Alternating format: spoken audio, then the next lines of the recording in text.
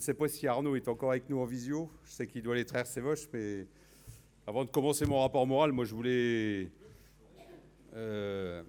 féliciter Arnaud. Alors, il n'a pas pu être avec nous aujourd'hui. Bon, voilà, il avait une contrainte sur son exploitation agricole. Mais simplement vous dire que, quand vous partagez les moments qu'on a partagés et le charisme que peut avoir aussi Arnaud Gaillot dans nos relations et dans sa capacité à emmener les négociations avec Arnaud Rousseau, je peux vous assurer que ça fédère et ça crée aussi des équipes très fortes. Et je voulais remercier Arnaud pour son engagement. Alors, il quitte les JO et je pense qu'on le reverra certainement bientôt dans d'autres organisations. Mais félicitations à toi aussi pour les moments que tu nous as fait passer et les moments que Arnaud Rousseau et toi-même ont partagés avec nous, parce que c'est des moments qui fédèrent, qui créent aussi de l'amitié au-delà de nos responsabilités et qui valorisent aussi l'engagement des uns et des autres. Donc merci à toi Arnaud, puis merci à toute ton équipe JO que tu as emmené ces 2 dernières années.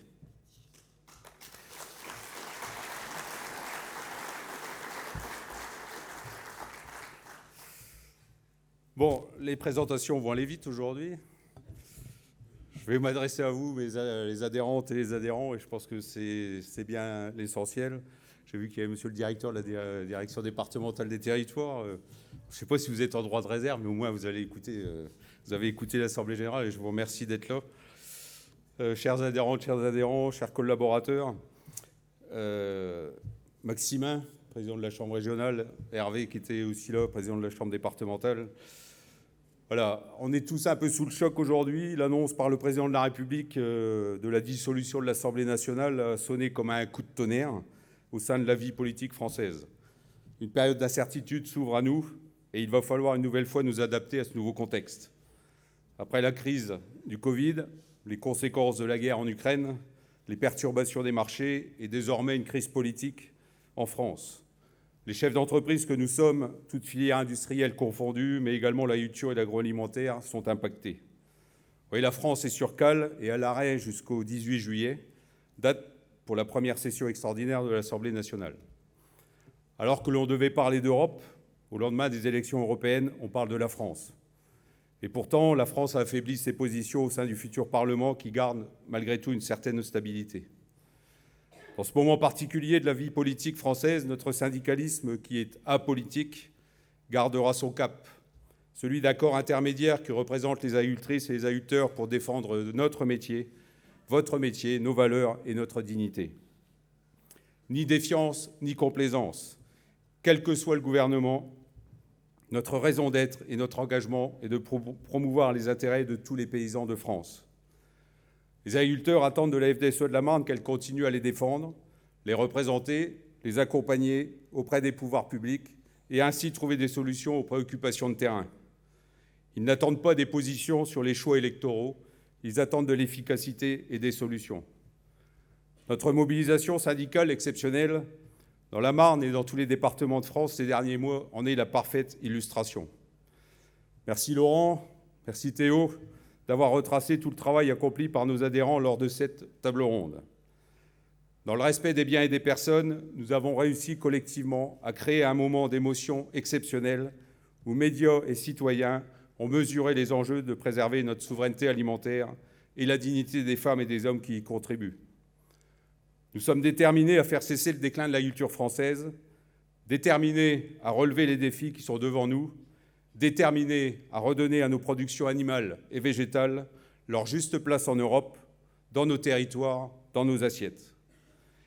Oui, il va falloir en France, comme en Europe, au lendemain des élections européennes et législatives, reprendre tous ensemble notre destin en main et retrouver le bon sens paysan. Portons ensemble un projet pour notre agriculture avec nos citoyens et nos représentants politiques. Le mouvement historique que vit l'agriculture française et européenne vient de loin. Il est le fruit de la sédimentation d'années de colère et d'incompréhension de terrain. Ce mouvement s'inscrit dans une volonté d'accompagner les projets, les transitions, et il est porté par les chefs d'entreprise responsables de nos territoires. Ce mouvement exprime de fortes attentes. Il exige des actes concrets articulés autour de 3 axes. Retrouver de la dignité et de la fierté du métier, celui qui donne du sens et de la vision, en rappelant que 2 à 3 générations d'agriculteurs ont suffi pour atteindre les objectifs européens après la Seconde Guerre mondiale et pour assurer la souveraineté alimentaire des Européens. Assurer une juste rémunération des producteurs en maîtrisant nos charges et une juste répartition de la valeur. Assurer des conditions d'exercice du métier en allégeant le fardeau administratif et réglementaire. Oui, des normes sont nécessaires, mais lorsque la répression devient trop forte, plus personne ne souhaite prendre d'initiative. Demandez à nos présidents d'associations foncières aujourd'hui s'ils prennent le risque d'entretenir un fossé pour lui rendre son objectif initial, c'est-à-dire favoriser l'écoulement de l'eau. Oui, je le rappelle, un fossé doit favoriser l'écoulement des eaux. Cela semble difficile à faire comprendre en 2024, malgré la pluviométrie enregistrée. Comme le disait Éric Orsena récemment à l'Assemblée de Cristal Union, moins il y a de vision, plus il y a de normes. Je pense que nous y sommes. Déterminés, nous le sommes, comme seuls les corps intermédiaires responsables, rompus au dialogue et à l'action collective émanant du terrain, peuvent l'incarner. Déterminés et portés par l'unité de nos réseaux FDSEA et JA et l'énergie qui fait notre force. Un esprit et des valeurs que nous partageons avec les jeunes agriculteurs. Je salue le travail d'Arnaud Gaillot et de ses équipes avec qui j'ai beaucoup œuvré ces derniers temps, ainsi que Bastien Lombard et maintenant Julien Bouquemont à la tête des JA 51. Et oui, je peux être fier de constater le dynamisme de nos jeunes agriculteurs qui l'ont démontré très récemment à la fête de l'agriculture à Normée le week-end dernier. Je peux vous assurer que la relève est bien présente et que cela nous motive encore plus pour transmettre notre belle organisation collective qu'est la FDSEA de la Marne aux futures générations. Porter le goût d'entreprendre en agriculture, voilà notre mission dans un département où l'esprit des défricheurs est toujours présent. Innover pour anticiper, innover pour concilier agriculture et environnement, innover pour attirer les talents. Nous ne pouvons pas nous résigner à ce que certains économistes prédisent, le décrochage inexorable de l'agriculture française et des niveaux d'importation toujours en forte hausse, notamment sur les filières fruits, légumes, mais aussi élevage. L'élevage reste un sujet difficile. La loi Egalim, encore en discussion ou suspendue, doit permettre de mieux sécuriser le revenu des éleveurs en respectant la marche en avant du producteur au consommateur et en respectant les indicateurs de coûts de production. L'avenir appartient aux pays qui font et feront le choix de la production durable. La décroissance portée par certains nous mènerait tout droit dans un mur, tant sur le plan économique, social qu'environnemental. Nous avons la capacité de développer les productions animales sur notre territoire en accompagnant par exemple les éleveurs de Champagne qui cherchent actuellement des producteurs de poulets. Nous avons aussi la capacité de développer des filières végétales grâce au développement raisonné et organisé de notre gestion de la ressource en eau. Le projet est désormais engagé avec notre Chambre d'agriculture. Des projets, nous en avons. Par contre, nous nous battons pour conserver et développer les moyens de production.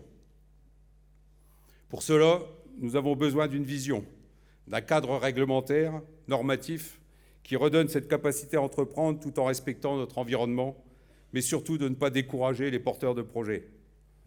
Les tensions sur les moyens de production, l'eau, les engrais, les produits de santé végétale s'exacerbent et les charges des exploitations augmentent. Cet automne encore, malgré nos alertes, la trajectoire restait la même. Le gouvernement opposait une fiscalité écologique punitive à nos demandes d'accompagnement dans la transition, avec plus de 20% de hausse de la redevance pour pollution diffuse que nous avons réussi à annuler. Je ne sais pas si vous vous en souvenez. Mais c'est consternant. Mais dans notre pays, il faut en arriver à créer un rapport de force pour que les corps intermédiaires soient entendus. Et quel rapport de force ? Des panneaux retournés dès le mois de novembre, symbole de notre revendication. On marche sur la tête, en passant par nos actions de blocage et au filtrage dans tout le département. Nous avons pris nos responsabilités pour agir dans le respect des biens et des personnes. Nous avons pris nos responsabilités pour tenir notre ligne sans jamais céder à la démagogie ou à l'émotion, sans jamais faire de promesses faciles ni tenir de propos outranciers. Nous avons pris nos responsabilités pour lever ensuite les barrages et nous mettre au travail avec le préfet de notre département et avec le Premier ministre, le ministre de l'Agriculture et le Président de la République. Oui, le préfet, je pense qu'il a compris notre projet. Il est volontaire pour nous accompagner et pour tenter de changer le logiciel de notre administration, souvent retranché derrière les normes et les réglementations. Je peux vous assurer que ce n'est pas facile. Le processus est encore trop long et pas assez efficace pour gérer l'entretien des cours d'eau, des fossés par exemple, l'entretien des haies, les dates imposées pour la directive nitrate qui ne correspondent plus à l'agronomie ni à l'évolution du climat. Que dire du guichet unique pour l'enregistrement de nos entreprises? Que dire du paiement des MAEC et aides bio bloqués à cause d'un logiciel inopérant alors que l'on attend le paiement pour le 15 juin? C'est demain. Nous œuvrons ensemble pour préparer les meilleures conditions de notre développement futur. Je voulais remercier tous nos agriculteurs qui se sont mobilisés, qui ont respecté les consignes, mais aussi remercier les services de l'État, préfecture, renseignements territoriaux, gendarmerie, police. Je crois qu'à ce moment-là, les valeurs républicaines des agriculteurs se sont exprimées, en respectant l'ordre établi et les services de sécurité. Merci à toutes et tous pour votre engagement et pour les consignes respectées.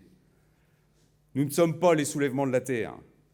Et les inviter à la table des négociations, ce n'est pas une erreur, c'est une faute, une provocation franche et massive du monde agricole. Nous n'accepterons jamais le débat avec des personnes qui saccagent notre outil de travail. Ils seront malheureusement de retour le 19 juillet à Sainte-Soline. Oui, nous avons été un acteur responsable pour porter un cap lisible, celui de la souveraineté alimentaire pour relancer l'acte de production en France, des modalités de dignité, de juste rémunération et des conditions d'exercice du métier acceptables.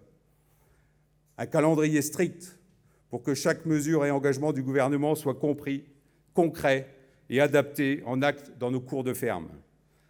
Notre organisation collective, sous l'égide aussi du COPA et du CEJA, nous a permis de faire bouger les lignes au niveau européen. Jachère, Ratio Prairies, Zone humide, on en a parlé tout à l'heure. Les mobilisations syndicales agricoles européennes, mais aussi les échéances électorales, nous ont permis certainement de faire bouger les lignes plus rapidement en Europe. Qui aurait cru que nous aurions obtenu l'arrêt de la jachère jusqu'en 2027? Qui aurait cru que nous pouvions revoir sur le fond le pacte vert et le programme Farm to Fork? Oui, les combats ne sont jamais perdus d'avance. Ceux qui sont perdus sont ceux que nous ne menons pas. Comme je le dis souvent, il faut mettre un pied dans la porte, et une fois que le pied est mis dans la porte, elle finit par s'ouvrir. Effectivement, nous allons débuter dès maintenant les négociations pour la PAC post-2027. Donc il va falloir être organisé, très réactif pour influer les orientations des futures PAC, de la future politique agricole. Tout va se jouer dans les prochains mois, dans un contexte politique national plus compliqué. Il nous faudra trouver le juste équilibre et ne plus opposer production et environnement. Il nous faudra aussi, dès maintenant, commencer à réfléchir à l'éventualité de l'intégration de l'Ukraine dans l'Union européenne. Certes, nous ne connaissons pas l'issue de la guerre, mais nous sommes attentifs aux différentes déclarations. Soutien à la population, paix, mais aussi pour protéger nos marchés agricoles. Nous sommes en pleine crise géopolitique. Cela nous dépasse à l'échelle de nos fermes, mais nous sommes loin d'être naïfs sur les tendances lourdes. 10 ans, 15 ans, voire 20 ans, le processus sera long, mais la capacité productive de l'Ukraine est conséquente. La taille de certaines fermes peut atteindre 500 000 hectares, la superficie du département de la Marne. Alors tous ceux qui pensent que l'on peut s'en sortir seul se trompent. Face aux enjeux qui sont devant nous, notre sécurité collective grâce à l'organisation de nos filières pour créer de la valeur sur nos fermes. Arnaud, que ce soit dans le Doubs ou la Marne, nous avons eu la chance dans nos départements d'avoir eu des aînés visionnaires qui ont porté la coopération et le mutualisme. Certes, tout n'est pas parfait dans nos organisations, voire dans nos fermes. Par contre, une chose est sûre, nous serons plus forts ensemble pour faire face aux potentiels aléas à venir. Nous ne lâcherons rien.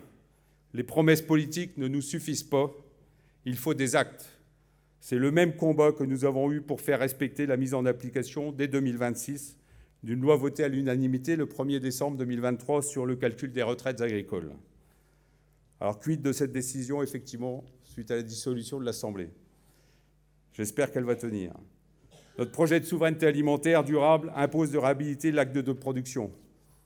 Produire pour nourrir, produire pour créer de la valeur dans les exploitations, du revenu pour les agriculteurs, de la compétitivité pour l'agriculture française et de la vie dans nos territoires ruraux. Produire mieux pour participer à la transition énergétique et écologique. Le cœur de notre projet, c'est de valoriser le savoir-faire des femmes et des hommes qui œuvrent chaque jour pour trouver des solutions aux défis qui sont les nôtres. C'est la reconnaissance de notre rôle dans la société. C'est notre volonté de vous garantir la dignité que vous méritez. Alors soyons lucides, ce n'est pas terminé. Notre force réside dans notre unité. C'est le serment de l'unité paysanne d'Eugène Forget. Nul besoin de nous opposer, d'opposer les productions, les territoires, les femmes et les hommes. La culture du projet, au sein de notre département, sera toujours plus forte que la démagogie ou le populisme de nos opposants. Parlons de nous, de ce que nous sommes, de ce que nous obtenons. Notre difficulté parfois est d'expliquer à nos adhérents la moisson extraordinaire de nos acquis syndicaux, et d'autant plus cette année.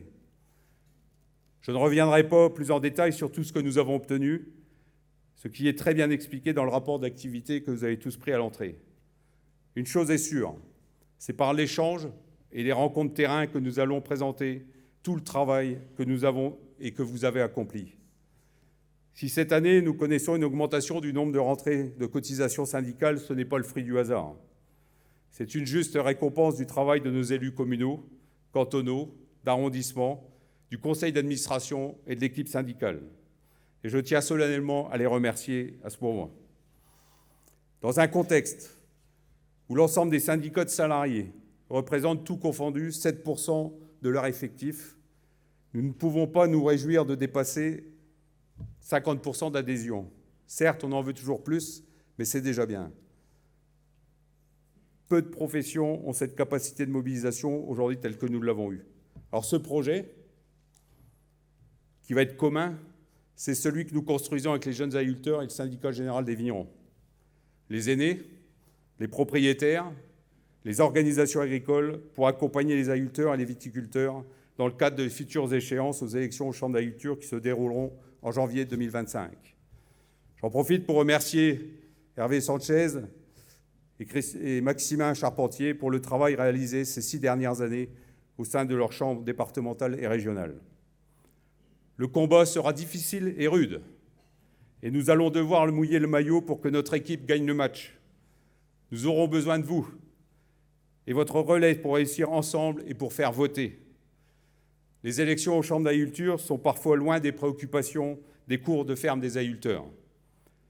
Et c'est bien pour cette raison qu'il faut faire campagne. Il faut expliquer à nos adhérents, sympathisants, que notre représentativité syndicale sera jugée en fonction de notre score et que le chiffre que nous obtiendrons ensemble sera collé dans notre dos, comme pour un maillot sportif pendant 6 ans. Avant, on allait de 1 à 15. Si on peut me coller le numéro 80, on aura une certaine fierté. Certains syndicats se réveillent tous les 6 ans. Nous faisons le choix de l'implication et de la persévérance pour accompagner notre projet au quotidien. Méfions-nous des coucous qui empruntent le nid de ceux qui l'ont construit. Dans un contexte de réseaux sociaux exacerbés et des chaînes d'infos en continu, il faut s'attendre à tout. Une nouvelle fois, nous mettrons tout en œuvre pour accompagner les agriculteurs et les viticulteurs dans les mouvements de transition et d'adaptation. Le moment que nous vivons aujourd'hui nous oblige collectivement. Il n'y a pas de syndicalisme fort sans un écosystème fort et un entourage fort. Vous tous, partenaires de la première heure, OPA, coopératives, au sein du CAF Marne, je vous remercie pour les échanges, mais nous attendons aussi du soutien car nous sommes persuadés que l'avenir de la ferme Marne passe par la structuration de nos filières d'amont en aval. Parfois, certains nous décrivent comme étant le système. Je peux vous assurer que si nous n'étions pas présents, structurés et soudés, cela ferait longtemps que nous aurions atteint le nombre de 100 000 paysans en France. Suite à ces échéances, nous aurons aussi à renouveler nos délégués MSA en mai 2025. La MSA, je le rappelle, joue un rôle important pour nos adhérents et ses missions sont précieuses pour notre profession. Ce service de proximité est indispensable pour les salariés et non-salariés du monde agricole, que ce soit sur les enjeux famille, santé, loisirs, vieillissement, mal-être, emploi, etc. Alors oui, nous sommes au travail sur tous les dossiers, engagés, déterminés à vous représenter le mieux possible. Capitalisons sur le positif pour faire collectivement de cette crise une opportunité. Soyons convaincus que face aux incertitudes politiques, à une paix qui vacille, face aux défis de la production alimentaire et énergétique, face aux aléas climatiques, face à la restauration de la biodiversité ou à la décarbonation des activités, l'agriculture est d'abord une solution. Et n'oublions jamais que nous bénéficions d'un soutien massif de la population, ça a été rappelé lors des tables rondes. Notre organisation, même avec une profession qui ne compte plus que 400 000 paysans aujourd'hui, a la capacité d'être entendue et respectée. C'est la force d'un réseau tout entier. Lorsque vous êtes à l'intérieur de ce réseau, vous n'en percevez peut-être pas l'efficacité. Mais de la commune au canton, à l'arrondissement, au département, à la région, au national et au niveau européen, pas une seule profession n'est organisée de cette façon. Oui, nous sommes enviés et nous devons protéger ce patrimoine collectif. Merci à toutes et tous pour vos engagements et soutiens au sein du conseil d'administration et des adhérents. Merci à nos collaborateurs qui nous accompagnent dans cette quête de sens et de vision pour le monde agricole. Merci à toi, Christophe, pour diriger le groupe FDSEA avec ton équipe de direction dans une vision humaniste au service de l'économie. Merci Catherine et merci à toute ton équipe du service syndical qui nous soutient dans nos engagements, responsabilités, et vous aussi, vous n'avez pas ménagé vos heures. Merci aussi tout particulièrement à notre collaboratrice Anne-Claire, assistante de direction, qui nous facilite la vie au quotidien. Mais je reste convaincu que la capacité des femmes et des hommes de ce département à imaginer des solutions et tracer les chemins de l'espoir. Notre projet doit renforcer l'attractivité de notre métier et aussi relever le challenge du renouvellement des générations. Cette capacité de dialogue se trouve dans les corps intermédiaires. Certes, nous ne sommes pas suffisamment respectés et pourtant nous sommes une véritable courroie de transmission entre les agriculteurs et le gouvernement. Oui, le futur se construit dans un creuset où le syndicalisme agricole garde une place primordiale. Nous devons sans cesse remettre l'ouvrage sur le métier pour défendre le revenu et faire la promotion de tous les agriculteurs. Avec la même force et la même énergie que nos athlètes français aux Jeux Olympiques qui s'entraînent intensément toute l'année et pour lesquels nous espérons une pluie de médailles cet été. Les valeurs de l'olympisme sont, elles, belles aussi. Celles de l'amitié, du respect et de l'excellence. Faisons de ces valeurs les nôtres. Et pour terminer, un grand merci aussi à Anne-Claire, et je l'ai déjà dit, à Carole, pour l'organisation de cette Assemblée générale, toujours à disposition pour que ça se passe le mieux possible. Voilà, je vous souhaite à toutes et tous une belle moisson, en espérant que celle-ci se déroule le mieux possible, malgré le retour de la pluie encore cet après-midi. Et je vous invite à partager ensemble le verre de l'amitié et à conclure cette Assemblée générale, parce que, monsieur le préfet, vous avez bien compris, il n'est pas là.